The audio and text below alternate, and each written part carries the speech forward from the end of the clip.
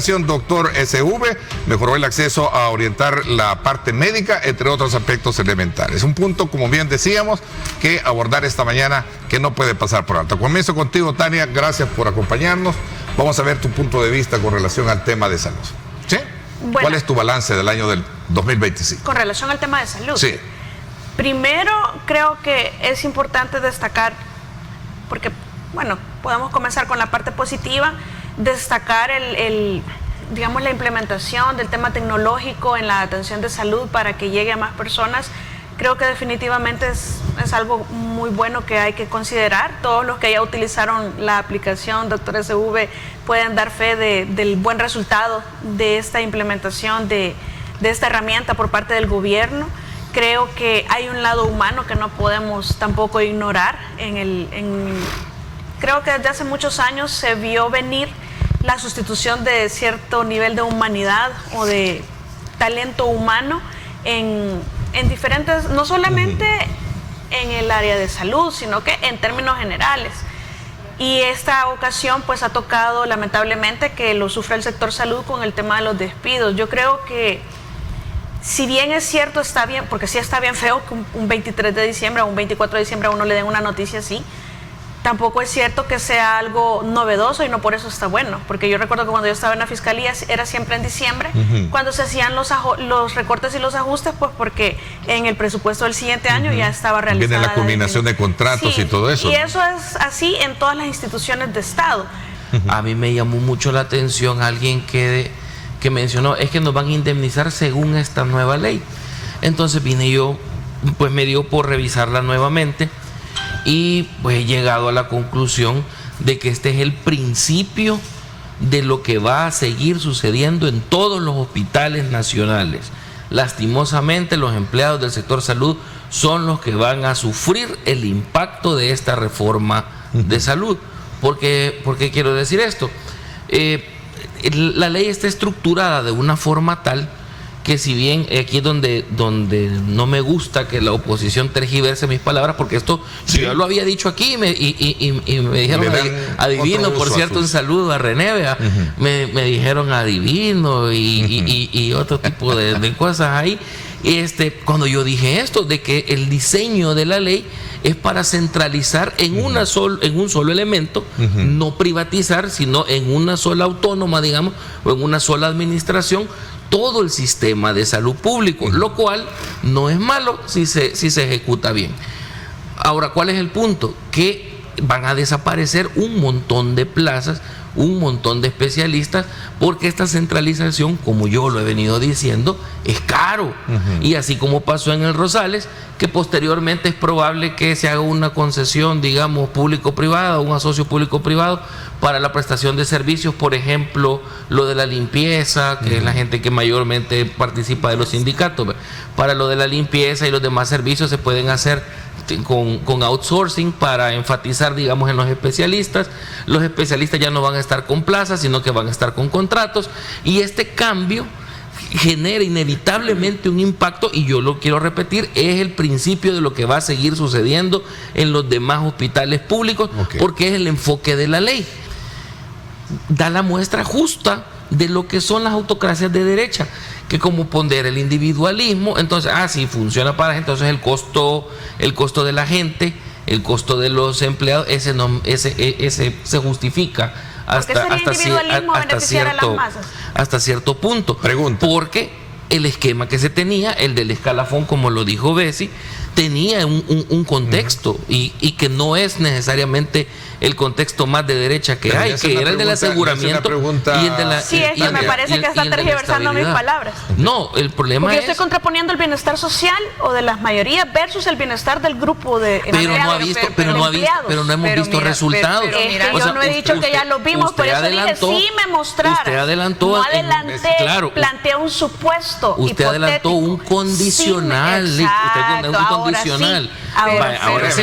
Entonces, cumplida su condición, entonces usted valida estos despidos. Entonces usted está validando que eso no va a existir, el supuesto de condición que yo estoy planteando. No, es que no estamos hablando, yo no estoy planteando la condición, yo estoy hablando sobre la situación real que tienen las personas en este momento. Independientemente si eso llegara a beneficiar a la mayoría, se va a inclinar siempre por ese sector. Porque yo estoy hablando de los despidos, que beneficie o que no beneficie, todos esperamos que beneficiara y que funcionara. Podría haber funcionado tal vez con estas mismas personas contratadas sin necesidad de despedirlos. No, totalmente no, jamás. Podríamos haber reformado el sistema de salud haciéndolo. Fíjate. Sí, entonces, pero un costo económico. Yo a lo que voy es que no podemos poner, digamos, la expectativa sobre una condición que puede o no cumplirse versus el hecho que ya tenemos ¿Cómo entras tú con tu análisis frente a esa, dos formas de ver el tema evaluativo de salud? Yo también tengo mi sentimiento humano yo sé que hay gente que ni siquiera se había logrado, que le faltaba 1 o 2 años para jubilarse y eso es una grosería haberlo sacado.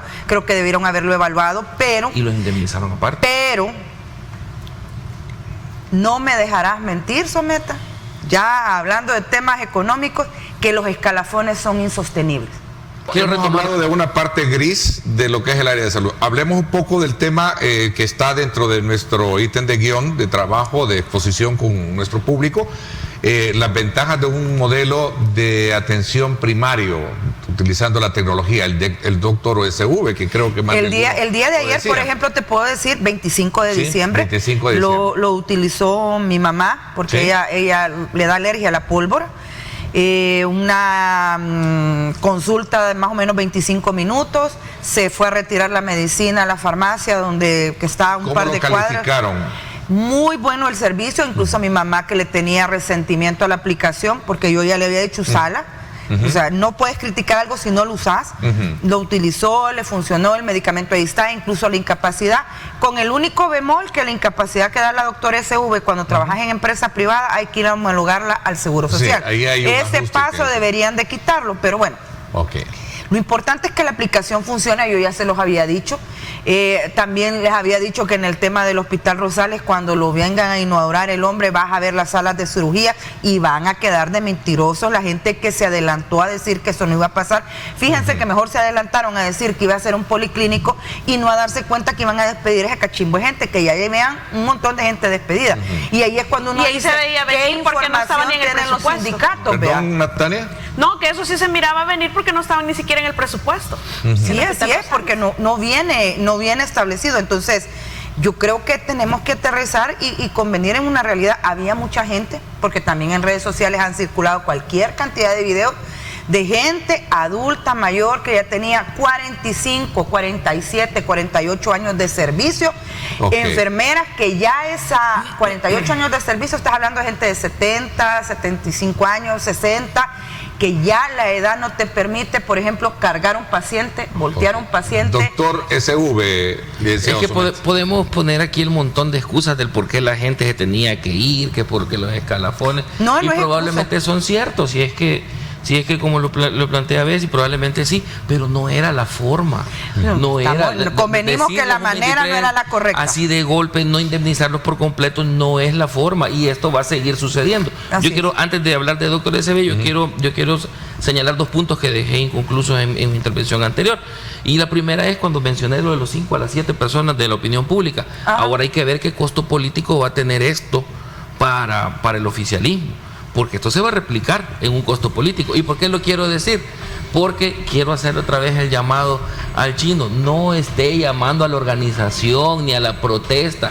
Esta decisión no la van a revertir con protesta y dejen de estarle sacando lucro político. Lo que hay que hacer es hacer propuestas claras de cómo resolverle a esta gente que ahora es desempleada. Ya va con el chino, busca al señor, hombre, acaba de nacer, no me esté molestando al chino. No, es que no pueden, tiene razón, nunca ha sido funcionario. A mí me molesta que le estén sacando raja política.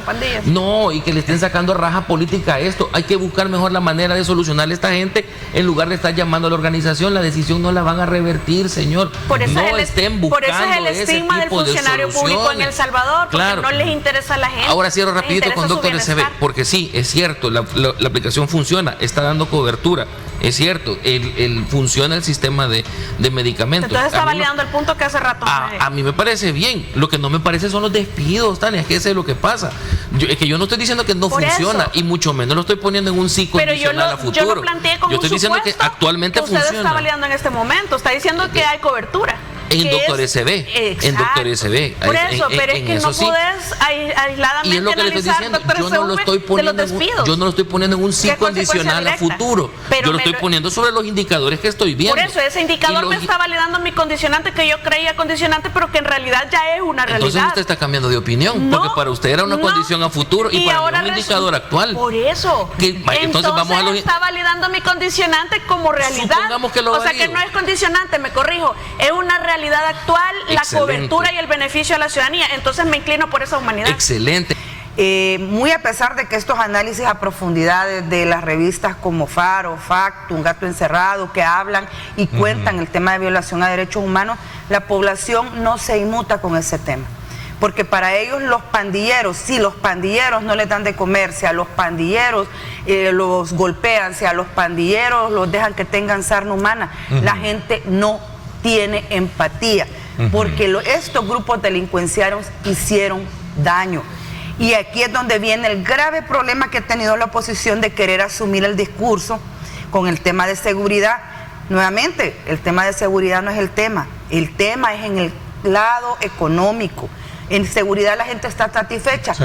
Yo creería que no deberían de seguir renovando el régimen de excepción, pero lo siguen renovando. Bessie, tienen los votos, tienen el apoyo popular. De no haberse implementado, medidas como el régimen de excepción, se hubiese logrado colocar al país el régimen de excepción era necesario y era la única manera de poder entrar a ciertas comunidades suspendiendo derechos. A ver, pero eso es hace 2 años. Sí. Ya se supone que hicieron todas las reformas legales, ya se supone que la gente tiene confianza. Deberían entonces trasladarse eso a otro escenario más de... Para mí ya se agotó el tema del régimen y tienen que la institucionalidad funcionar y el Estado regresar todos los derechos a la población. Y digamos la política de seguridad, porque yo jamás le voy a llamar modelo a esto, la política de seguridad vista desde sus resultados es fenomenal, es excelente. El problema es la manera en la que se ha aplicado, que es donde yo siempre voy a insistir. La suspensión de garantías que propone el régimen de excepción sirvió para viabilizar el plan control territorial, es decir, permitía hacer capturas masivas, que fue lo que sucedió justamente, y después arreglarse con la imputación. Ya hicieron las reformas a la ley de proscripción de maras o pandillas, ya hicieron las reformas al Código Procesal Penal, ya crearon la jurisdicción especializada contra el crimen organizado y ahora ya no se están dando esta cantidad de capturas y porque sigue siendo necesaria la suspensión de garantías constitucionales. Esa es mi pregunta, porque ya están hechas las reformas. Yo no comparto y me voy a adelantar. Es decir, ya tenemos un régimen que ha logrado esto y que ya se puede transitar. Es mentira que los pandilleros van a salir. Es mentira, me voy a adelantar a lo de Tania, que esto genera un efecto psicológico. Ya soy adivino. Es mentira que esto genera un efecto psicológico de seguridad. No es cierto. Si la gente ahí va a seguir en prisión, lo que hay que hacer es ahora agilizar el proceso judicial. Obviamente no reduciéndole el presupuesto a la corte. Era de reforzarlo, no de cortarlo. Porque entonces, déjeme terminar. El presupuesto de la fiscalía en todo caso. El presupuesto de la fiscalía, la corte ha despilfarrado. Ya vamos a debatir. Pero déjeme terminar. Pero ¿qué pasa con aquellos aspectos todavía o remanentes que hay para dar por concluido un régimen como usted lo plantea? Para eso no es necesario suspenderle las garantías a toda la población. Ya se tiene suficiente refuerzo presupuestario en seguridad, por ejemplo. Ya se tiene control sobre los territorios. ¿Para qué le va a suspender? Ya se puede ir a capturar a la gente puntual. Ya no tiene que ser masivo. Ahora si no se mejora el proceso penal en la jurisdicción especializada contra el crimen organizado, el problema sigue estando contenido, no resuelto. ¿Quién le metió a la población que sin régimen perdemos la seguridad? La parafernalia, la publicidad. ¿La oposición me quiere decir? La parafernalia Defíname bien, porque entiendo que es un discurso que se asume muy bien de parte del grupo. Ese discurso que dice sin régimen perdemos la seguridad y van a salir los pandilleros, no es cierto. ¿A quién se lo escuchaste? A la gente del oficialismo. Que se tenga ese temor y que se crea que sin régimen no hay nada, ha sido algo que se le ha cincelado en el imaginario. Pero también hay gente de la oposición que antes lo decía y lo repetía. que si quitaban el régimen iban a salir presos y que por eso el gobierno no lo quitaba. Entonces el efecto psicológico que mencionaste es falso, o sea, puede en nuestra burbuja puede que sea puede falso. revertirse, porque puede decirse a la gente, estamos de acuerdo, ya que hemos sea hecho falso, que se pueda revertir sus cosas ya hemos hecho las reformas necesarias para garantizar. Pero hay una realidad, eso no lo entiende la gente que estaba amedrentada por las pandillas a diario. Y tenés que asumirlo. La gente, por ejemplo, ayer leía hoy en la mañana, en el periódico salía una condena de más de 200 años para un grupo de clicas de pandillas que son los responsables del asesinato de los dos hermanitos, del asesinato de la Cipota Jimena, que era de la Alianza Woman, de varios asesinatos. Para mí, el asesinato de esos hermanos me impactó mucho, porque eran dos hermanitos que salieron juntos, el varoncito iba apoyando a su hermana para cuidarla, para que terminaran asesinados ambos de manos de las pandillas. Otra noticia impactante fue aquel niño que era panadero y que se pasó de un lado a otro y lo mataron. Ese cachimbo de fosas, las fosas que han sido descubiertas donde niñas de 11, 12 años en posición de violación han quedado asesinadas. Pero que yo no estoy defendiendo pandilleros por mí, y que se quede. Por eso, pero yo estoy defendiendo a aquellos que no son pandilleros y que no tienen. Pero el punto es el siguiente: la gente no te distingue esa parte. Y vos, para tener ese apoyo a ese clamor, tenés que comprender que la población, por más que el Faro, Factum y todos los medios ¿cuál es el efecto de eso que está diciendo Bessie? Saquen la información de el famoso Montaña, que todos sabemos quién es y que les da duro y que no sé cuándo. Extraña que no haya salido la noticia de su detención. Pero yo he escuchado a la población que vivió con pandilleros a la par.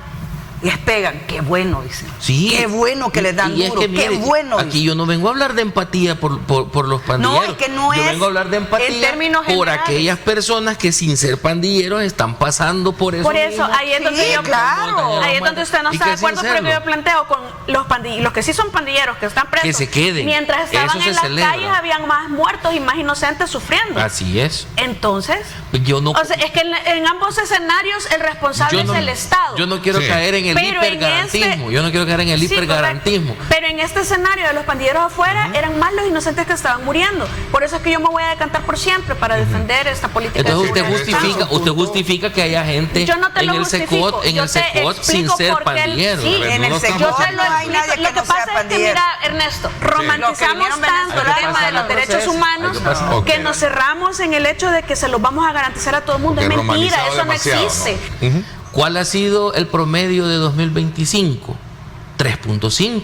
Sí. ¿Cuál fue el cierre de 2024? 1.4. Subió 2 puntos. Claro, subió 2 puntos de 2024 a 2025. Ahora, en lugar de ver el palo, veamos el bosque. La economía que menos creció en Centroamérica. Claro. La que tiene la deuda externa más alta en todo Centroamérica. La menor inversión extranjera y de industria, que desde 2014 ha venido en una picada horrible que anda por el 11 y algo. Entonces, ¿de qué crecimiento económico vamos a hablar si vemos el bosque? ¿O nos vamos a encerrar en los 2 puntitos que subimos del 1.4 del 24 al 3.5 del 2025? ¿O en este último trimestre, que es lógico, adelantaron el aguinaldo? ¿Cómo no se iba a mover en este último trimestre? Sí, que habían pagado el aguinaldo y la gente ya se lo fue a gastar. Y esto sí, es un fenómeno de todos los fines de año, que cuando se pague el aguinaldo la economía se dinamiza porque la gente consume. Entonces no es nada sorprendente hablar de este número al final del año. Yo creo que la pregunta es, porque yo sí creo que hay un crecimiento, yo creo que se va a cumplir lo que dijo el presidente, que va a andar entre 3.5 y 3.8. Es que ese no es para mí la pregunta es qué sectores crecieron. ¿A usted, ama de casa, le está alcanzando su dinero? ¿Usted ese presupuesto le funciona? ¿A usted está endeudado? ¿Le está alcanzando para pagar las deudas? Porque aquí hay una realidad. Que crezca la economía, ¿de quién? ¿Del gran empresario? ¿Del que está gentrificando? De esos grandes constructores que aquí te vino a decir ese señor que no tenían interés en construir casas de interés social. A menos que fuera de aquí. Entre palabras más, palabras menos, dice que también donde tenés una enorme sonrisa de la señora de Coexport porque están exportando un montón. ¿Quién está creciendo? Hay que tener mucho cuidado. Yo estoy contenta con el crecimiento económico, pero la pregunta es, ¿quién está creciendo? ¿El pueblo salvadoreño le alcanza la plata? ¿Quién está creciendo más que quién? El pueblo, porque si el crecimiento es del gran empresario en detrimento de la población, que son las grandes mayorías, que hay que inclinarse, como decía Tania, por las grandes mayorías, no les alcanza el salario, están perdiendo sus empleos, están sacándolos correteados del centro histórico, no le alcanza el presupuesto a esa ama de casa. ¿Cuál economía creciendo? La tesis de que Roma no se construye de la noche a la mañana no cala cuando estamos hablando de que yo lo que espero, bueno, hemos resuelto el tema de la inseguridad. Hemos mejorado los indicadores de, digamos, de homicidios y todo. Yo lo que espero es que no nos vayan vamos a apostarle a la economía. Yo lo que espero es que desde el gobierno no nos vayan a salir con la frase arenera del derrame económico, porque esa cosa no existe. ¿Cuál es tu Ningún rico deja que el dinero derrame y llegue a los pobres. Lo que hacen es meterle más arriba la copa. Entramos a un año preelectoral, de cara a que los partidos políticos están siendo observados por analistas como los que tenemos esta mañana para ver cómo se plantean y se replantean de cara a las próximas elecciones. Un tema que sin duda alguna traza ese eje importante también de balance para este año como tal. Tania, abro contigo este tema para poder poner en perspectiva también la parte desafiante que tienen los partidos políticos de cara a este año preelectoral. Bueno, primero encontrar quizás el primero va a ser desechar a las personas nocivas que están siendo los voceros de estos partidos políticos para que pueda empezar a considerarse como una posible opción. Segundo, encontrar una persona dotada de cualidades como líder para que pueda dirigir decentemente a las opciones para las personas que no son aficionadas del presidente Nayib Bukele. No voy a decir de nuevas ideas, porque obviamente nuevas ideas no es nada sin el presidente Bukele. Es el presidente Bukele el que va a competir en todas las elecciones de este país. Quizás, si acaso, no tanto en el lado de los alcaldes, pero en realidad es el nombre del Nayib Bukele contra el que están compitiendo. Entonces deben ser más astutos, dejar de pelearse con la seguridad, comenzar a hacer propuestas, dejar de satanizar que todo lo que venga del oficialismo es el demonio y está mal, igual que, porque pasa, se critican mutuamente, pero hacen exactamente lo mismo. Si todo viene de Nayib Bukele no sirve, si todo viene de Nayib Bukele es la octava maravilla del mundo. Entonces siempre hay errores y somos humanos, y no pongan las manos al fuego por nadie, porque aquí tenemos mucho. Por eso es que yo tiendo a estigmatizar a nuestros funcionarios públicos, porque lo que hemos tenido es un montón de ladroncitos que muchos andan por ahí sueltos impunes. Y por cierto, un aplauso en ese aspecto de la impunidad, que ahora ha disminuido muchísimo en ciertos temas. Lamentablemente sigue siendo selectivo, pero sí vamos a rescatar el tema de que en el aspecto de los feminicidios y de los homicidios ha disminuido increíblemente la tasa. Voy a regresar a la parte política y particularmente partidaria, por eso es el enfoque. ¿Tú crees que los partidos políticos sí se van a prestar a entrar de lleno a sensibilizar el voto de cara a lo que representa 2027? Yo no creo que les interese ni siquiera proponerse con vocación de servicio y de bienestar social o de beneficiar a las mayorías. No, yo creo que van a postularse porque quieren mantener sus escaños. De hecho, un tema de legitimidad que entró en el debate político, ¿cuál es tu apreciación? ¿Tú crees que es que legitimidad siempre va a haber, porque la gente que vota por el presidente Bukele es porque cree en él, y es la gente de abajo, la gente que está realmente beneficiada con el tema de la seguridad? Todos somos beneficiados, pero ellos de forma directa porque son los que ponían los muertos. Y por el lado de la oposición hay gente que legítimamente está en contraposición a la presidencia de Nayib Bukele. Entonces yo creo que el lado de la legitimidad está fácilmente detectable, especialmente porque el voto es privado, es secreto, entonces nadie va a saber por quién votaste. El tema de la legalidad me parece que también queda validado, muy a pesar de que algunas personas puedan oponerse. Yo creo que aquí me voy a adelantar a lo que va a decir el IC.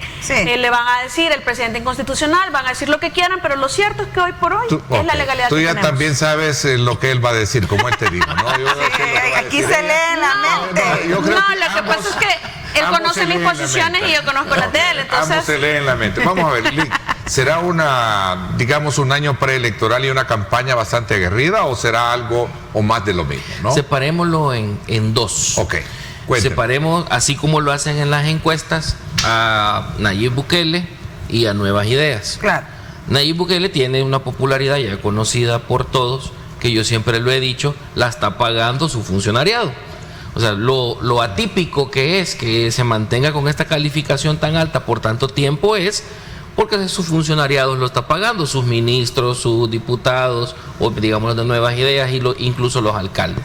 Entonces, conviene separarlo en dos. Para candidaturas a la presidencia, no se ve un liderazgo que le pueda competir. Así es. Ahí esa proyección está de más analizarla porque no hay competencia, porque tiene ese nivel de popularidad y porque no hay un liderazgo que le compita por el momento.